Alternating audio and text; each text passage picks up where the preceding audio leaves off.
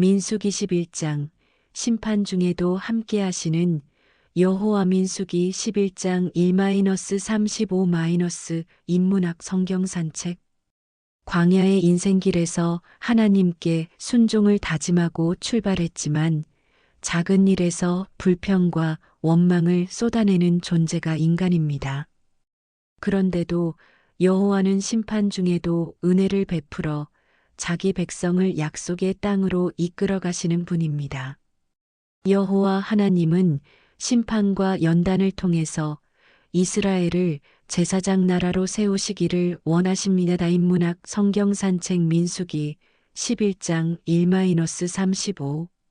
이스라엘의 하나님은 어떤 분이신가요? 1. 악한 말로 원망하는 자들의 진노하사 진영 끝을 불사르시는 분이십니다. 민수기 11장 1-3. 여호와께서는 자기 앞에서 악한 말로 원망하는 이스라엘의 말을 들으셨습니다. 그 불평 소리를 들으시고 진노하셔서 그들에게 불을 내려 진영 한쪽 끝을 태우기 시작하셨습니다. 여호와의 불은 구름과 함께 여호와께서 함께 계신다는 사실을 상징하고 있습니다. 여호와께서 불평하는 그들에게 심판하신다는 뜻입니다. 진영 끝은 종교 예식에서 부정한 곳으로 그곳을 태우셨다는 것은 여호와께서 진노하신 것을 의미합니다. 여호와께서 이곳을 태우신 이유는 백성 자체를 심판하신 것이 아니라 백성들의 원망에 대해서 경고하신 것입니다. 백성이 모세에게 부르짖자 모세가 여호와께 기도하여 그 불이 꺼졌습니다. 그곳 이름을 불사름이라는 뜻으로 다베라로 불렀습니다. 그 이유는 이스라엘 백성이 저지른 사건을 기억하도록 역사적 교훈을 삼기 위함이었습니다. 민수기 11장 1-3. 이스라엘을 교훈하신 하나님은 또 어떤 분인가요? 2. 원망하는 백성을 위한 목자의 기도에 긍휼을 베풀어 주시는 분이십니다. 민수기 11장 4-20. 이스라엘과 섞여 살고 있던 다른 인종들이 탐욕을 품고 애굽에서 먹던 음식을 그리워하며 만나에 대해서 불평하였습니다. 만나의 모양은 가시와 같고 그 빛깔은 진주와 같았습니다. 만나는 하나님께서 오랫동안 이스라엘에 주셔서 백성들이 절구에 찍고 냄비에 구워 과자를 만들어 먹었습니다. 그런데 백성의 온 종족들이 천막문에서 공개적으로 원망하며 단체로 시위를 하고 있었습니다.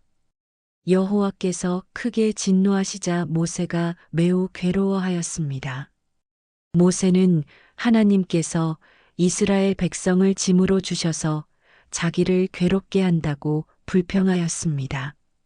모세도 여호와께서 그 백성을 구원하시고 인도하신다는 사실을 잊어버렸습니다.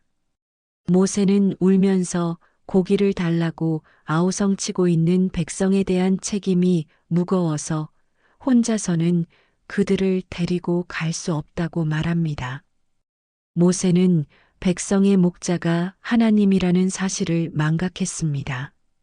그 결과 자신이 모든 짐을 짊어지고 있는 것처럼 말합니다. 하나님을 잊어버리자 자기 무력감에 빠져 모세도 허우적거리고 있습니다. 그러자 여호와께서 지도자가 될 70명을 회막으로 데려와 세우라 하십니다. 여호와께서 그의 영을 그들에게 주어 모세와 함께 짐을 나누어지게 하십니다. 또 모세는 백성에게 정결하게 하여 고기 먹을 준비를 하라고 했습니다. 한 달 내내 냄새를 싫어할 정도까지 먹게 하실 것입니다. 하나님의 군대로 시작했던 이스라엘이 원망하는 근본 문제는 살아계신 여호와 구원의 은혜와 축복을 무시하고 저버렸기 때문입니다. 탐욕에서 비롯된 불평은 공동체 전체로 퍼져나갔습니다. 광야에서의 약간의 어려움만 기억하고 제사장 나라 백성의 특권과 은혜를 잊어버렸습니다. 받은 은혜와 축복을 잊어버리는 것이 여호와를 멸시하는 행위입니다. 민수기 11장 4-20. 목자의 기도에 긍휼을 베푸신 하나님은 또 어떤 분인가요? 3. 욕심을 낸 백성들에게 진노하시면서도 은혜를 베풀어 주시는 분이십니다. 민수기 11장 21-35. 모세의 모든 양과 소와 바다의 물고기를 잡아도 60만 명을 먹일 수 없다고 인간적인 생각을 합니다. 여호와께서는 모세에게 여호와의 손이 짧으냐? 라고 꾸짖으시며 여호와의 말이 응하는 여부를 볼 것이라고 하십니다. 모세는 여호와의 말씀대로 70명의 지도자를 불러 모았습니다. 그때 여호와께서 구름 가운데 내려오셔서 모세에게 임한 영을 70인 장로에게도 임하게 하셔서 얼마 동안 예언했으나 다시는 예언하지 않았습니다. 그때 진영 안에 남아있던 엘닥과 메닷이 예언하자 여호수아가 그들에게 예언하지 못하게 할 것을 요청했습니다. 그러나 모세는 여호와의 모든 백성이 다 예언자가 되기를 원한다고 말했습니다. 여호와께서 바람을 보내 바다에서부터 메추라기를 몰아 진영과 그 주변에 내리게 하셨습니다. 여호와께서 이동하는 메추라기를 조정하셔서 진 밖에 떨어지게 하셨습니다.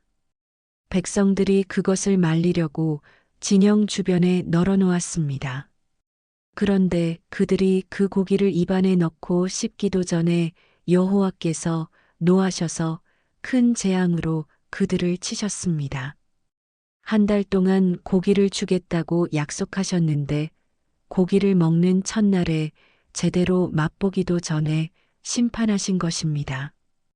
이렇게 심판하신 이유는 이스라엘과 섞여 있던 다른 인종들이 탐욕을 품었기 때문입니다.